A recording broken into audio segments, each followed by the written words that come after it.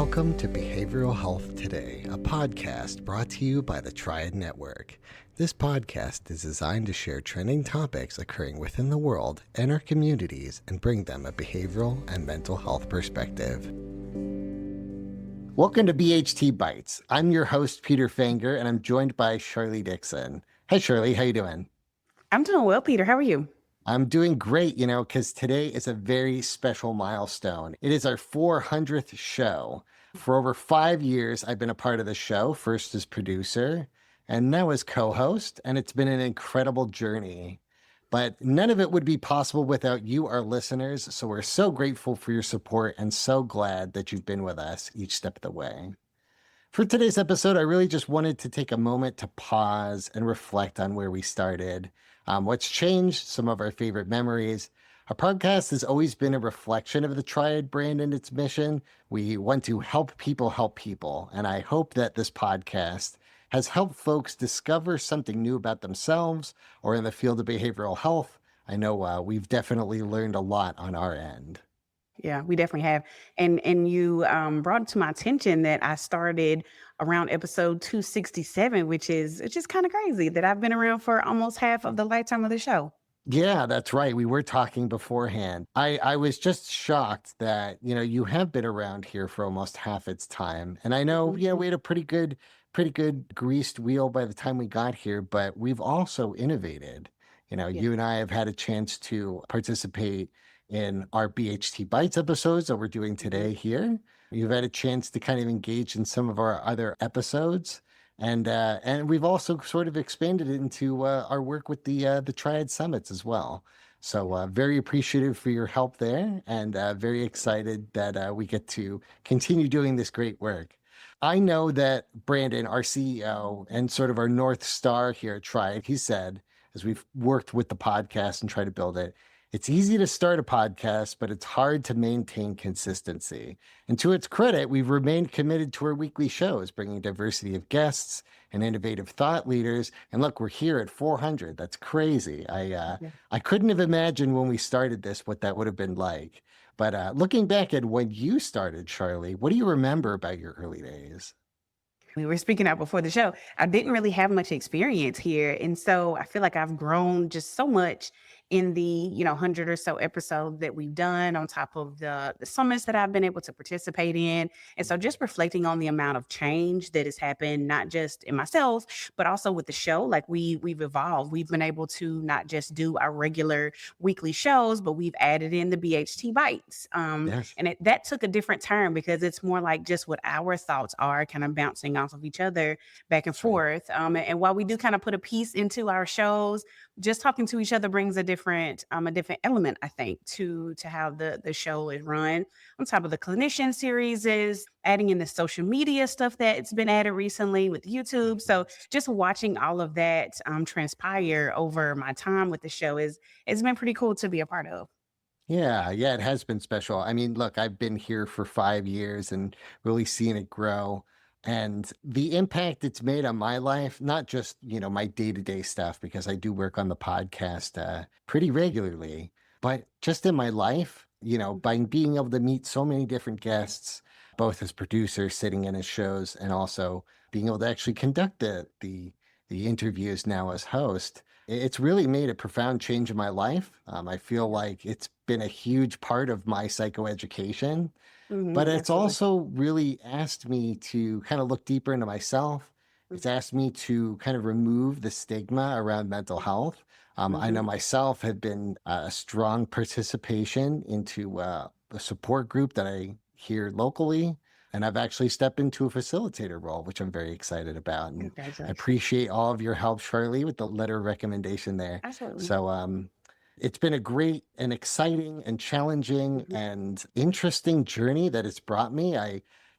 Sitting 4 years behind the microphone as the producer, I couldn't imagine kind of stepping into it. But Yeah. I've always kind of had this interest in podcasting, and Mhm. being a part of it from behind the scenes, I think was the right start. But stepping into the microphone has been a challenge in itself. Like you have Mhm. to start to craft questions and really kind Mhm. of listening to our guests. That was Right. a degree and an element of the podcasting process that you and Graham and Aaron have done so well. I know that we've covered a number of topics in mental Mhm. health since the very beginning. You know, just from my own experience, I know we launched right after COVID. And so there was an explosion of teletherapy content. And then more recently, even just interesting trends in psychedelic psychotherapy, Mhm. even just some of the changes that we've seen with the emergence of BCBA and behavioral Right. analysis. What changes have stood out to you?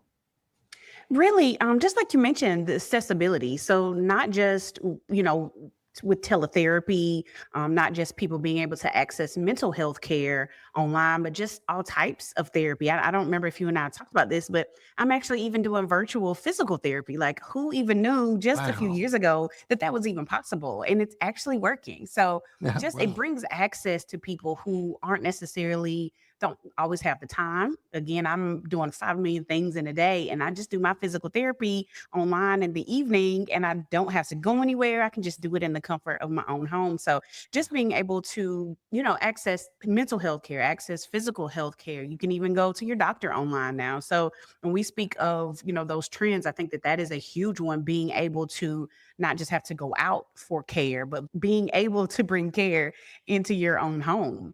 You also mentioned more that mainstream of mental health care or mental health topics.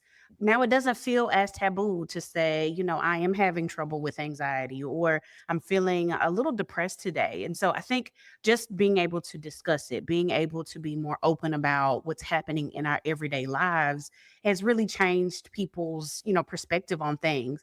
So of course we've even talked about this on a previous BHT Bytes episode. Some of that does come with the risk of oversaturation or even oversimplification of real mental health issues through social media and things like that. I do still think it provides room for some level of normalization and for people to just feel like, oh, wait, this is a human experience. It's not just some issue, some problem that I have. There's something wrong with me, but other That's people right. have it too. Yeah. Yeah. I think normalization is a big part of the work that we're doing here in the Hmm. podcast. And it's so hopeful, when we listen to some of our guests and we get to engage with some of this, but the people that they work with and the hope Hmm. that they get to bring, it just really gives me a sense that it's meaningful Hmm. and that there are brighter futures. And I have to think of the ripple effect that we see, with the young people, of Agree. how all of these strong foundations that they can sort of build upon, a life where mental health isn't as stigmatized and there's help that's available. I just think that it just creates an opportunity for such a stronger foundation for those young folks. I completely agree. And not just even for the young people. I've got some friends of mine, so we're in our 40s, and they listen into the show and they're like, wow, these are things that I've never even thought about. Like, who are these people? And it really has just brought a lot of education about all kinds of things. Like you mentioned, just that Yes. psychoeducation element, but in a fun and interesting way. So you can just be listening to behavioral health today in your car and learn all of these new things and maybe even take you on a different tangent in life that you didn't even see for yourself. So it's been a really cool to be a part of that process for other people too. Yeah, we don't always get to engage with our listening audience Hmm. directly. But my pulse has always been my mom, who is, I would say like relatively new to maybe mental health concepts, Hmm. but she's always been a champion of me and all of my great work. But being able to kind of tap in and hearing her feedback from the show, Hmm. it's really enlightening as well as just kind of heartwarming. Again, Hmm. going back to, it just feels like meaningful work. And I don't know, hearing her kind of repeat some of the concepts that we come across, I just feel like there's a real synergy there. Agree. Completely agree.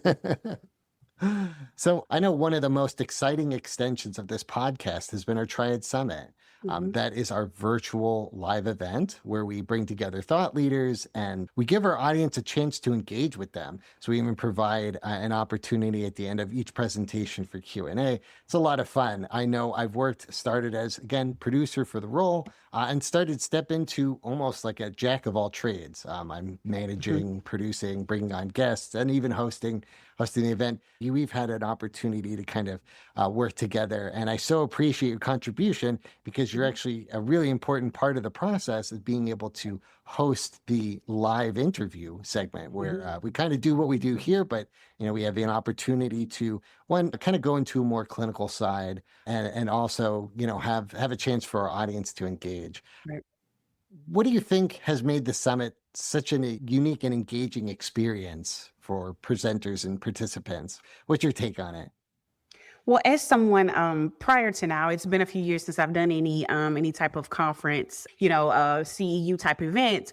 Being a presenter in a live event in person is one thing. So you prepare all of this and you're sitting in front of the people that are live, and either you and or the individuals that are there, the participants have paid hundreds of dollars to come to this event. But I really appreciate that the summit gives you that mental health conference type of vibe. It still gives you the access to mental health professionals and other clinicians. It gives you all of that without having the heavy costs that usually come with having to attend a conference. So Mhm. there's not really much travel involved in it. You can, attend a conference without that cost, that without the hundreds of dollars, the space, the time. And a lot of times what we provide is just as educational, but it's free. Or Yeah. you just pay a small fee for those the CEU credits that come with our presentations as well. So it gives you kind of the best of both worlds. Like this past summit, I worked all day. I had an open house event for my child, but then I was able to hop back on in the evening and still learn some information, still participate in a live interview, and still go to bed at my regular time at night. So it gives you that best of both worlds type of Yeah. feel that you don't usually get with a mental health conference. We'll be right back after a word from our sponsor. Most of us spend more time at work than anywhere else doing anything else. So why not spend that time in a job you love? Introducing Triad's Jobs Marketplace, the only job site dedicated specifically to behavioral and mental health professionals. Featuring more than 1,000 open jobs from dozens of behavioral and mental health employers, and searchable by location, professional field, employment type, specialization, and more. Jobs Marketplace helps you find your next career opportunity. Full-time, part-time, or gig time, make the most of your time. To access Jobs Marketplace, register for your free professional account at hellotriad.com/BHT. That's hellotriad.com/BHT, and then click to Jobs Marketplace. If you're already a member of the Triad community, visit app.hellotriad.com/jobs. That's app.hellotriad.com/jobs. Visit us today and take your next career step tomorrow.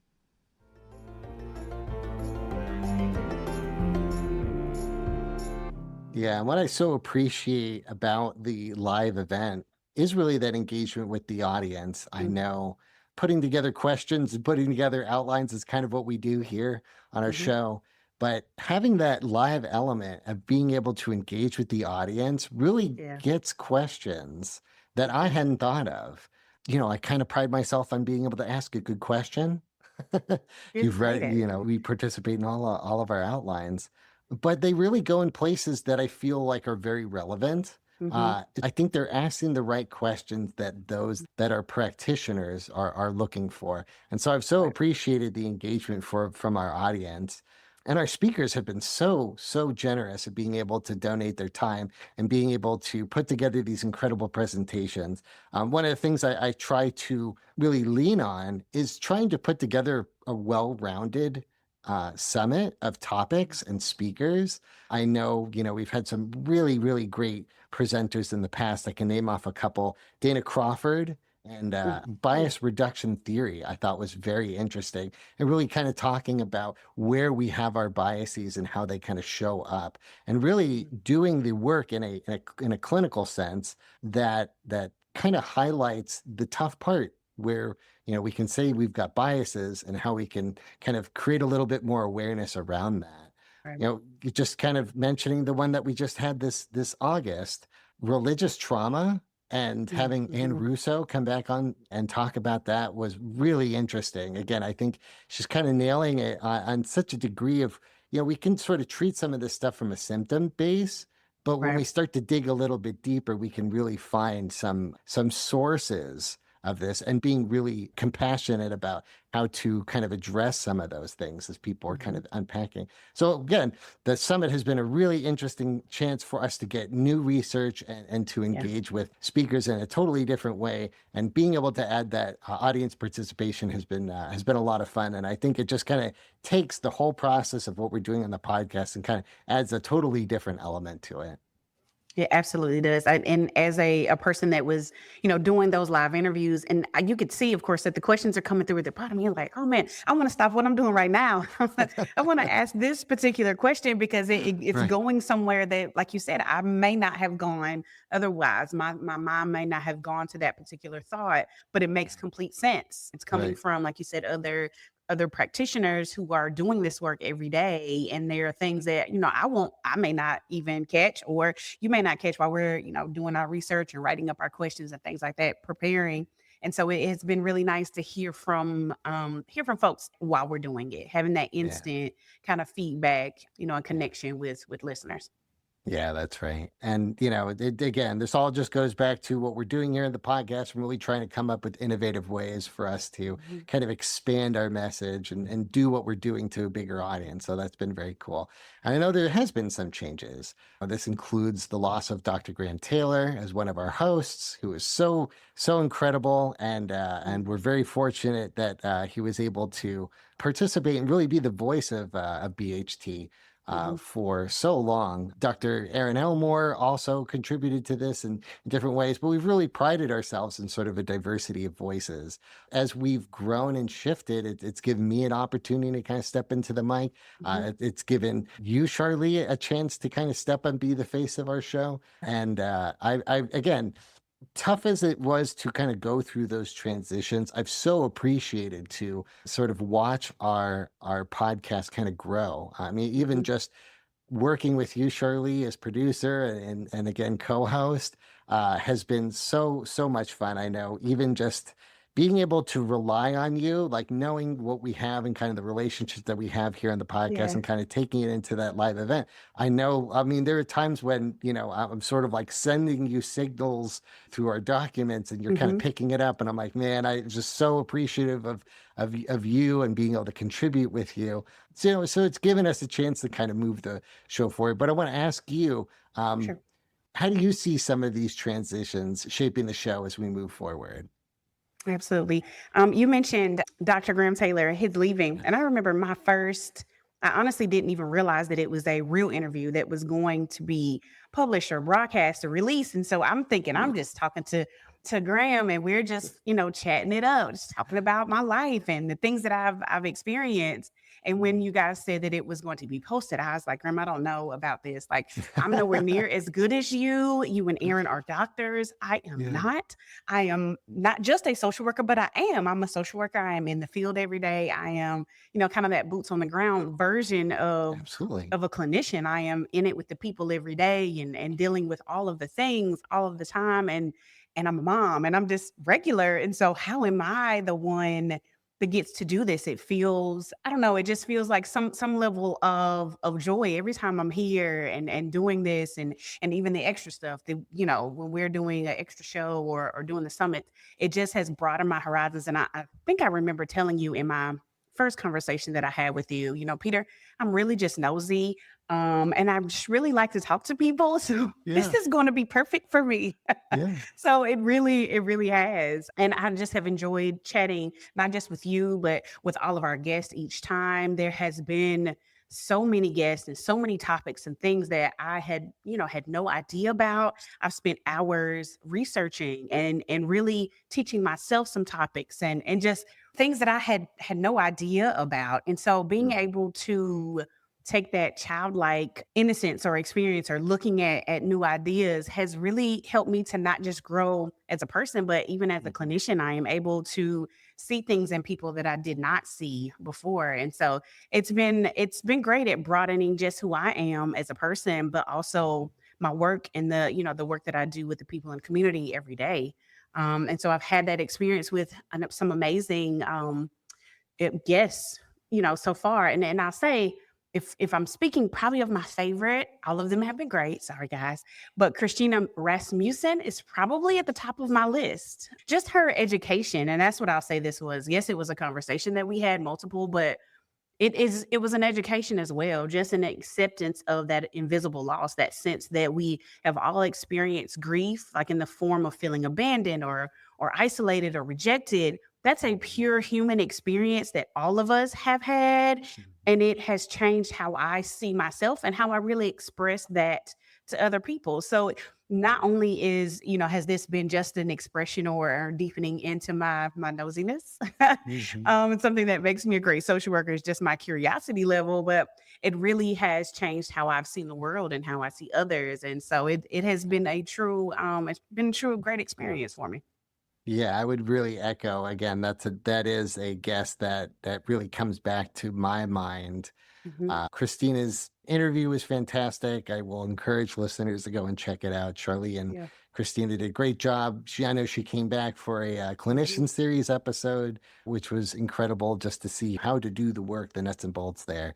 Again, there there have been so many great guests that have come onto our show, Mhm. and some of the ones that really resonated with me, I'll kind of name a couple of them. Guy McPherson, he's one of the Okay. hosts of his own podcast, Mhm. but he had just such a good way about him, really kind of a tender way of how to engage, and his conversations around authenticity. I just think are Mhm. were so important, and really kind of as we kind of apply this our own work here on the podcast. I thought that was such an element and just a real awareness that he brought, and I don't know, it just kind of awoken something within me. Somebody that I've really connected with, and I know, again, I'm going to put on my producer hat. I know we haven't quite published this one, but Mhm. it's coming out, listeners.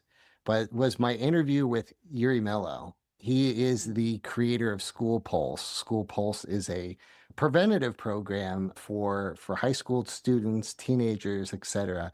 Really, what it is, it's sort of a texting program. It texts teenagers just sort of mental health, non-invasive stuff. It goes right to their phone and kind of checks in Oh, on their wow. mood.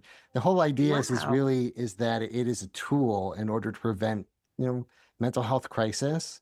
I think the birth, unfortunately, really comes down to a series of school shootings as well as Mhm. suicides that really asked him, where can we engage folks further up the line before it becomes a crisis? And this was the solution. I thought the solution was, again, so uninvasive. Again, a common little text message that comes to your phone. This was something that I, was able to try out on their website, School Wow. Pulse. And I just thought it was so well thought, because so many times Mhm. when we talk about trying to address some of these things, we have 988, great resources for a crisis, but this was somebody's trying to think about prevention, and I thought that was so smart. One of the really things that really touched me the most is, so sitting as producer for four years and Yes. having an opportunity to work with Graham. Again, Graham has such a gentle way of being able to engage with folks, but again, he has such a good and talented artistic way of being able to engage and relate with our guests that have come on. Mhm. And same way that I felt about Graham, and the way that Graham engaged was the same way that I felt about Yuri. And it's really this ability to kind of engage with folks and ability to see them for who they are and really open or touch their heart. And I thought Yeah. that was something that really kind of came out. Again, doing the interview, I thought it was great. And I don't know, it kind of touched me. Nice. Well, I look forward to hearing that one when it's put out. I love it. It's kind of funny, you're asking me like, what are my favorite guests? I feel like I pick Yeah. up nuggets, Yeah, nuggets of from all of wisdom them, right? from It's all, hard. yeah, from all of our Mhm. guests. So it's hard for me to, kind of pick one or the others. But I mean, no, speaking of so many guests, like I actually had to scroll back through my calendar because I'm Yes. like, man, there have been so many. And you've even been doing this longer than I have. So just kind of scrolling back through and reading through show notes, like, oh wow, I do remember that. I do remember that. And I think so much of what I bring to the show is just that that glimpse into what parenthood can be like. And so just with all the social media access and influence there and changing social emotional needs of our children, guests like Erin Williamson of Love 146 and Laura Schneider with Casey's Clubhouse kind of tapped into that need to be like the best parent that you can be. Not that any of us can be perfect. That's impossible, but just that the parenting landscape is a completely different place. I know that when I was growing up, it is a completely different world. And so guests like that give that piece of here's how we can help you be a better parent, which is pretty cool. How we merge that mental health with other pieces of life. Yes. Yeah. Yeah. And so much of it really kind of like goes hand in hand.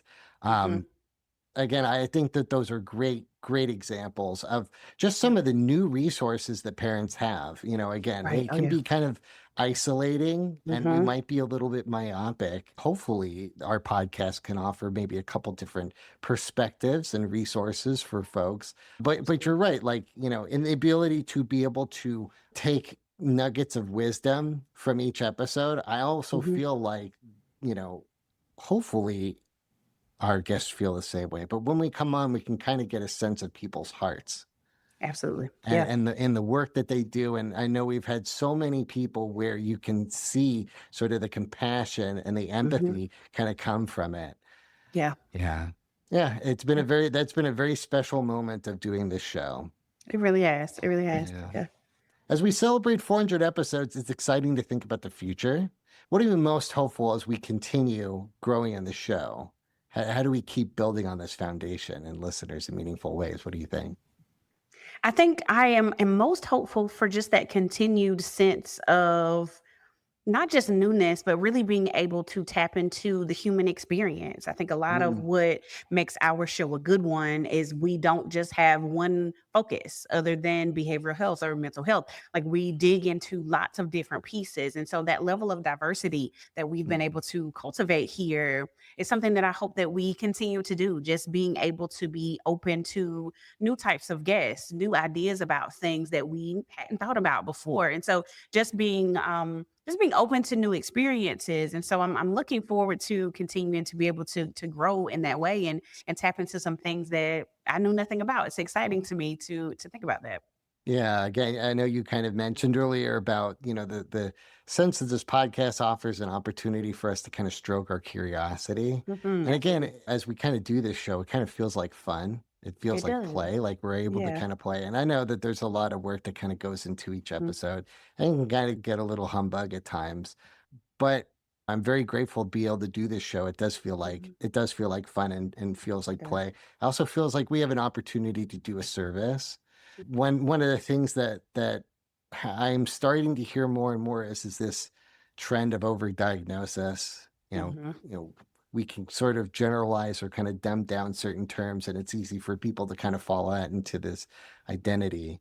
But one of the opportunities that we have is that as we sort of meet with guests and we have the opportunity to really kind of dive into the definitions of what some of maybe these clinical diagnoses are, really gives us the opportunity to kind of reevaluate how we address this in our language within the society and our communities. And, it can be difficult, right?